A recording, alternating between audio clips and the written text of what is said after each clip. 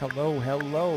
It is May 2022. We are now at 333 subscribers, on the road to 555. Updates for my project Blind Without Our Failures to be announced. Let's go.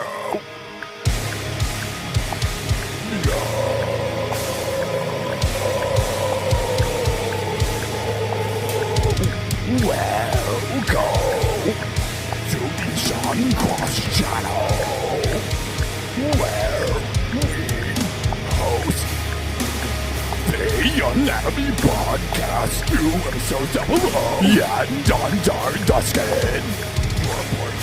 No reactions, just reaction front to back, from vocal covers, and more.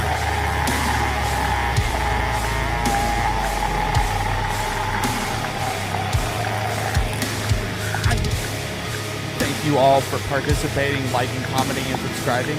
And here's to the road to 555 subscribers. Alright, people. So, welcome to the first logo time lapse. This is for the Sean Cross banner, the main logo on the YouTube channel that, well, is the YouTube banner. It's got the 3-star symbol for Tennessee in it. It's got the sigil of Baphomet and the, I forgot what it's actually called to save my life. Just a symbol for ossature.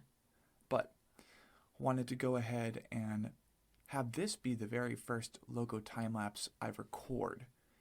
Mainly because this, I feel, was one of the greatest logo or graphic art efforts that I've ever done. And I mean, it was absolutely a blast. And for what it's worth, I know I definitely did not record the entire time lapse. So there will be a 30-second kind of like just speed run through it per se, showing you how absolutely everything was done for this one. But nonetheless, I am excited to be recording this as the first official cross-core Patreon vocal recording upload, whatever you want to call it. And this is exactly how I'm going to be doing it in the future. If you guys would want to, I will look into playing like some lo-fi in the background. That way it's a little bit more digestible. It's a little bit more stimulating, maybe a little bit more worth the time that you're spending to listen to this recording. But nonetheless, super excited for those who decide to subscribe. Welcome. And yeah, by all means, enjoy basically in the process how I draw, how I write, the decisions I make to add texture. As you can see here, even with the C, just always trying to make sure that it looks as organic as possible while also being clean. You'll notice that with the texture of the stroke that I use with most of these logos, even in the thumbnails for the reactions, usually it's the song name quote text along with the reaction part that is below the primary logo. On Procreate, which is the program that I use to make all of my logos, I also, more specifically, use the organic bamboo texture. And you can see here during the process, just trying to make sure that there are no holes or gaps closer to the inside of the letter. For whatever reason, that's just never been something that's attractive to me. And I think that I see that a lot more in renounced logos and logos that, people buy merch for. So as you can see here, got the main skeleton for all of the letters. And right now, it's more about just making sure that everything is filled in before we move on to the next step. But I've always been a graphic artist. I've always enjoyed doing calligraphy, which is specifically what the art is called. It's the art form of hello. Oh yeah, that's right. I was trying to use organic structures, but I've always been into calligraphy.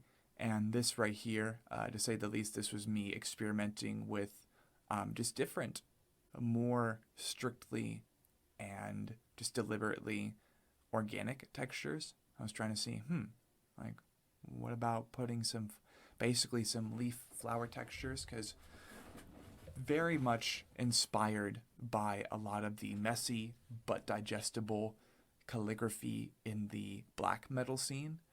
So when it comes to that, you think of all of the, or at least me, you think to logos like Mayhem, you think to logos like Dark Throne, in which for the most part, the culture of black metal calligraphy is usually something closer to Old English, and they utilize that. They will manipulate the calligraphy in Old English text, and they will do their best to make it their own, even if it's like a little jut out from the actual letter, just to make it look more messy, look more punk, look more anarchist.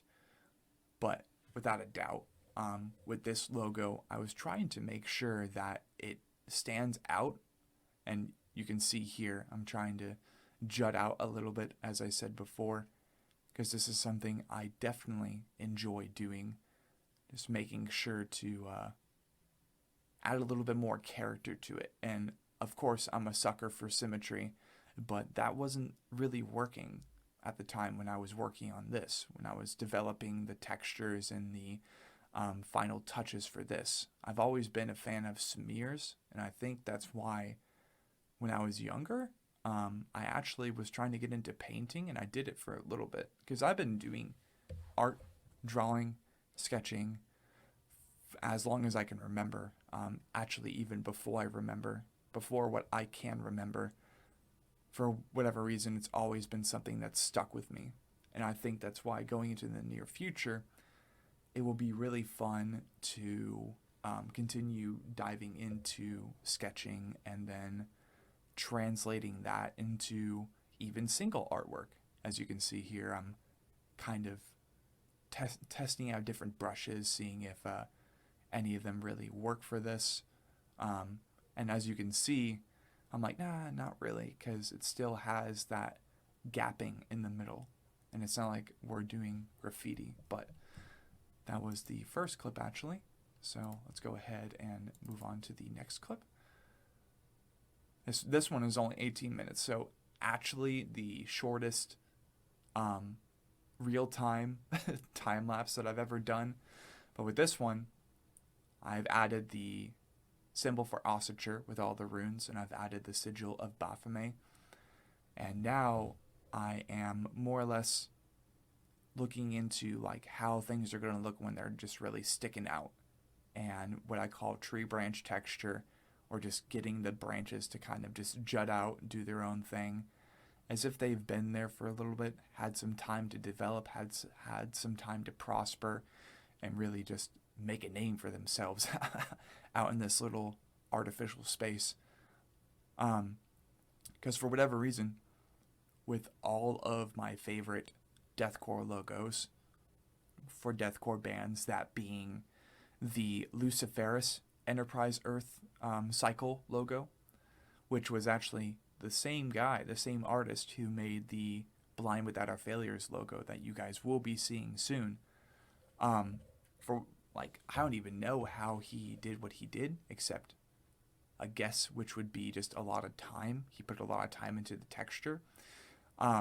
He just made it look as if he put a withered rose bush or some type of bush, the ones you see in your front yard, depending on where you are, just like the ones that they always have to trim, the landscapers, they always come by to trim, or you trim by yourself, depending on where you are, whether an apartment or your own house.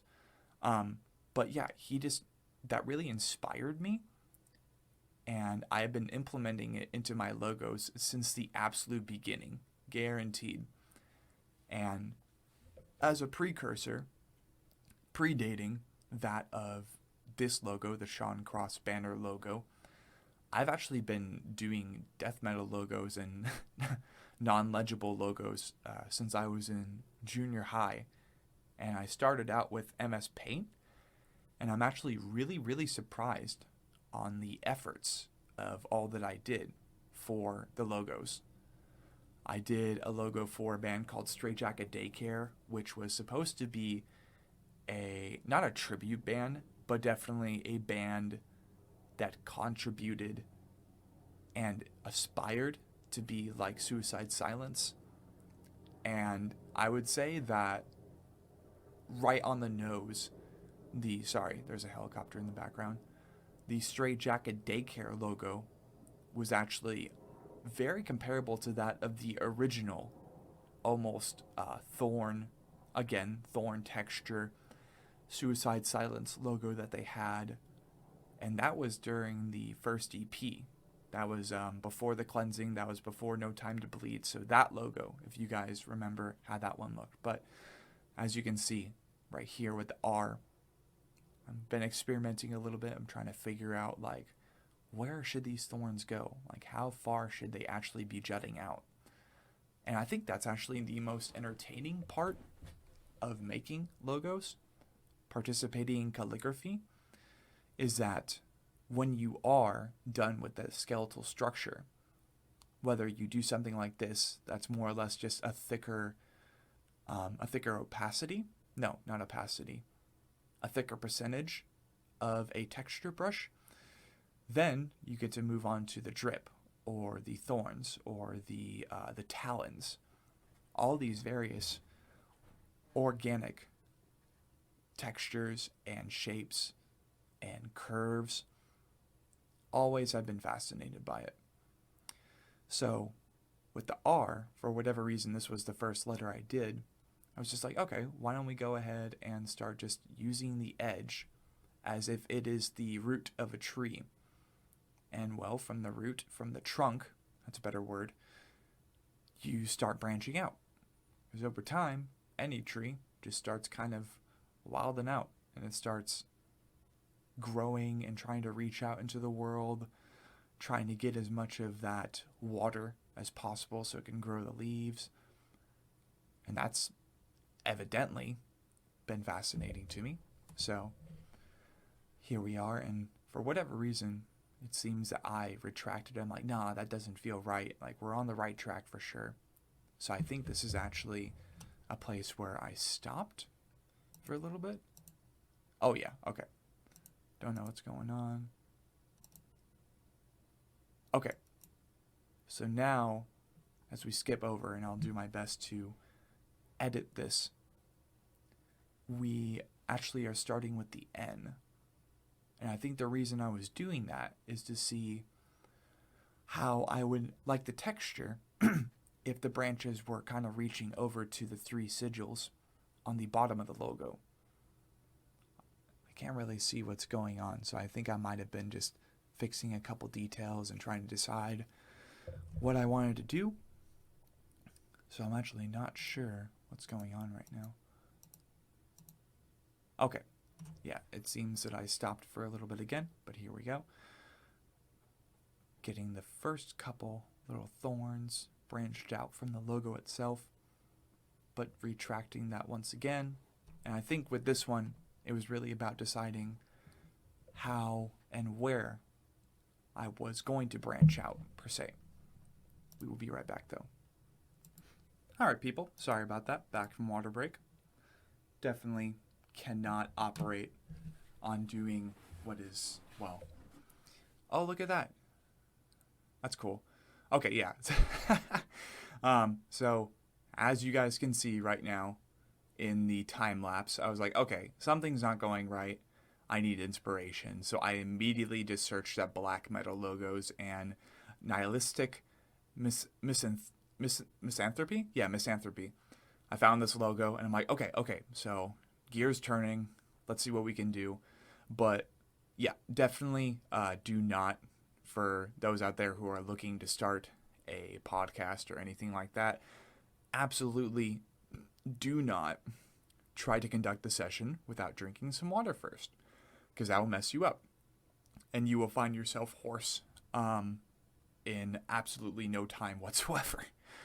But yeah, right now, with this little thing going on, I was like, okay, let's look at the textures and like, how can I translate that, everything I have right now. I love that it even recorded me deleting photos. Oh, geez. Yeah, now I'm all confused and stuff. But funny thing, too, with Nihilistic Misanthropy and their logo associated with the inspiration for this logo. I love that it didn't even come close to what Nihilistic Misanthropy and their logo looks like, but more or less it was like, okay, fine details. And as you can see here, just a big old long line just reaching out into the stars below. That doesn't make sense. Reaching to the stars, reaching out into the empty void, that black space. I was like, okay, let's go ahead and just jut everything out, reach it out a lot more than what I was planning to. But it should work. I retracted the line for the A though. Did that. Oh yeah, okay. So this right here, I've always noticed in logos that they always try to keep somewhat balanced. Because if you want merch on a shirt, on the sleeve of a hoodie, on the front of a hoodie, you got to keep in mind, at least this is the impression I've gotten, you got to keep in mind that you can't just have a whole bunch of different lines, or at least not even that you can't. It's, I don't even know, because art has no rules. It's more or less guidelines, as quoting Barbosa from Pirates, because I am a fanboy for Pirates of the Caribbean. And a lot of the quotes in there, a lot of the ideas in there are actually pretty relevant, at least to me. I'll go into detail about that later, I guess. But with this, I'm trying to generalize and be like, okay, how do I want the bigger lines that jut out? What directions do I want them going into? And what is too much? What is just enough? And what is loose symmetry, but not identical symmetry? Because absolutely no way with the final product that you guys saw with this logo ever, and its texture that I ended up going with towards the end, no way would the texture of what I was wanting to do and comparable to Nihilistic Misanthropy, no way would that have worked for this logo, I guess. And with that in mind, obviously from the get-go, I'm like, okay, definitely inspired by black metal logos, but you also want to distinguish yourself from others, and you want to implement your own style. And hands down, that is exactly what I was going for. It's just not making it identical to that of other black metal logos or black and deathcore logos that I've seen in the community. Plenty of bands out there like Awakened Providence or, let's see, Of Soul for now, in which, at least for Awakened Providence, the logo from their last record before they joined Unique Leader Records, congrats to them, it was a lot more readable, I guess. It was a lot more appealing to even the mainstream media eye. It was like, ooh, this is, it looks more like the fencing, at least for me, it looks more like the gates of a castle or the gates of a church than anything else, with how metallic the letters were made, I guess. Trying not to say structure so much, or any of the words I'm saying in the session too much. But, pardon me. Yeah, with this, at this point, I'm like, okay, let's go ahead and make the sigils a little bit more thick below the logo. That way, the twigs, the branches, aren't overwhelming and just kind of burying the sigils below. Because obviously, with any type of project like this, you want to make sure you're using a program like Procreate, just because you can't do everything on one layer, and there's always something you want to go back to. And that's what's really nice about programs like this. Like back in the day, oh yeah, that tablet does that sometimes. Back in the day, I'm sure people had such a freaking pain like making these logos, and if they didn't, they were utilizing a method similar to scanning, I guess. I don't know. I don't know what they were doing back then, but it must have been painful to kind of confine everything to one layer. At least that's why I like to think, but maybe not. After all, I am aiming to become I am a graphic artist, a lyricist, and in the works, developing right now, a bassist. So, I don't know, I guess I've always been someone who likes to draw, and graphic arts kind of just translated that really well. So, when it came to actually getting into doing deathcore logos or like metal logos, it's like if you want to make a good, just like eye-popping logo, you gotta like take a few steps and you gotta have a few layers. That's what I'm trying to get to. You gotta have a few layers. Shrek meme inserted. And of course, the rules are endless. You don't have to really do anything because there are so many bands these days that just either use Impact or Old English, and they slightly manipulate and add thorn texture or add paint splatter texture, and like that's their logo. And I mean, I'm not doing anything that much different with this one. Really, I'm just utilizing my handwriting, which I think is individual. And I've been told by multiple people that it's unique in its own right. So when you improvise, when you're just natural, and it's almost like you're doing graffiti, but you're in a hurry, so you're just having to quickly spray paint letters and improvise a font, you don't really think about the shaping of the letters. You don't overthink it. That's for damn sure. Oh yeah, okay. So with this, I think naturally, I was trying to make sure that the C was a little bit more centered. I'm not sure. It's been a little bit. This was a logo I made back in late January, so this was before I even had a job. It's crazy to think about. Let's see, what are we doing? Bamboo. We're going back to the bamboo. Of course, erasing that accidental smudge. Aha. And now we're trying to make a more... yeah, that's right. Okay, so this one, I was like, okay, it's pretty round. It's looking pretty good, but it would look better if it was more vertically ovalic. I don't know if there's a way to describe something as an oval or to relate something in description to an oval, but I know I was trying to redo the C and make sure it kind of fit better and that it could stick out a little bit more when adding layers underneath that later on in time. Let's see. We're pretty close to the end for this little video.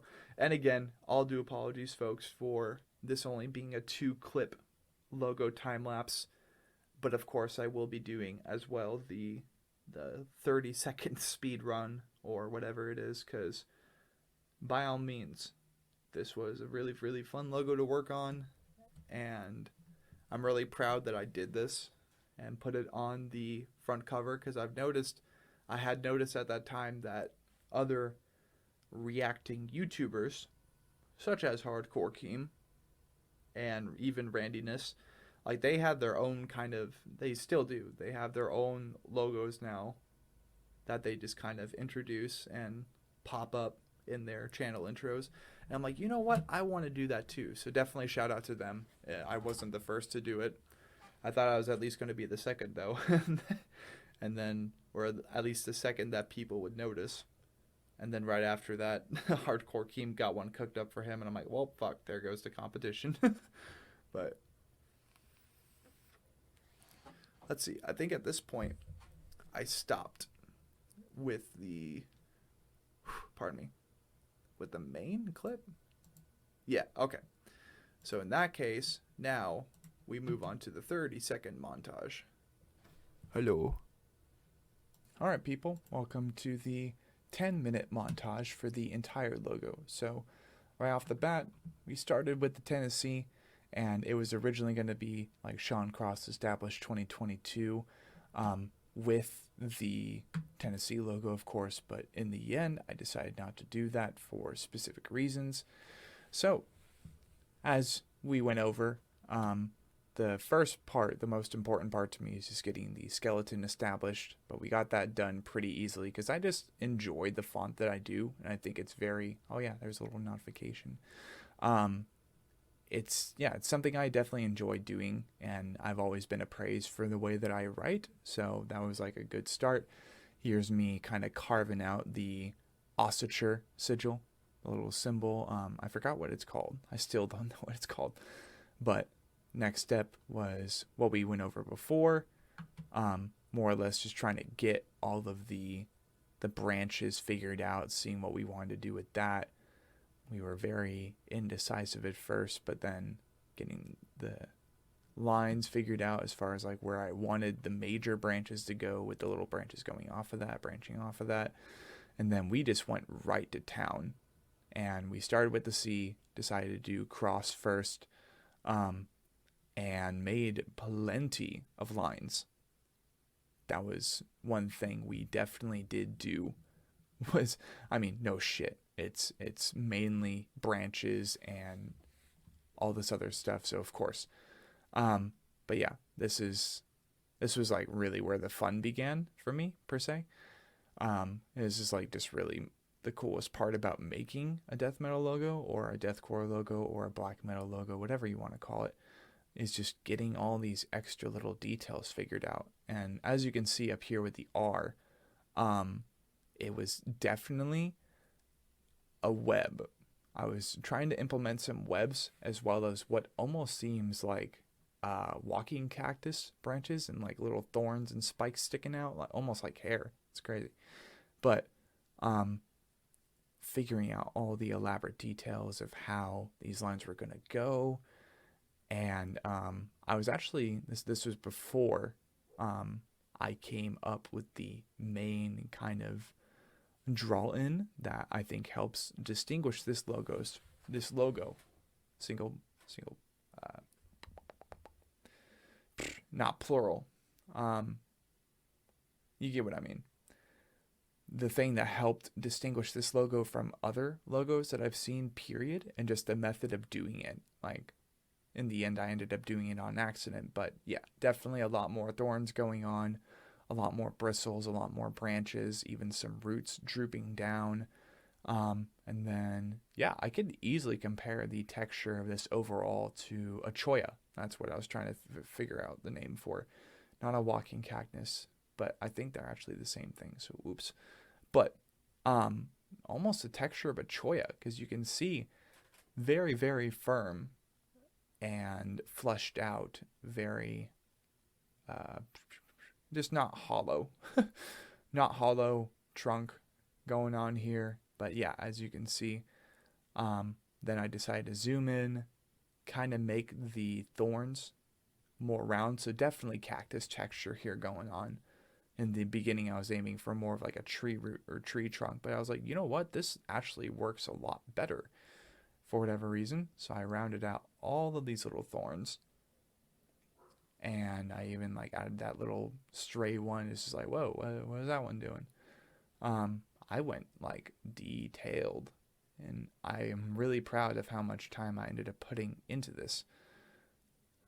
But even with like the E, it almost looks more like a mouth than anything else, like the mouth of maybe an octopus, even though it's a beak. You guys get what I mean, like a monster mouth. So just continuing to round out the jutting thorns, and there you go. There's a spider web that I wanted to implement, but then I was like, nah, and that'll be for a different time. That'll be for a different logo. And then just woo, just like all these different things going on, all these different thorns, and getting thorns in between those thorns. That way it looks even more organic, maybe overgrown, messy, but you can still see the letters, and that's the most important part. Absolutely. The O was really fun to do because it was just like the what was it? The A. Gotta have that same mindset with the A. If it's a closed circular space, then absolutely just do the same texture. Everything's kind of going kind of in a circle. Everything's kind of working together, but it's not like these are living things and they're aware of each other. It's like, no, it all acts as one thing.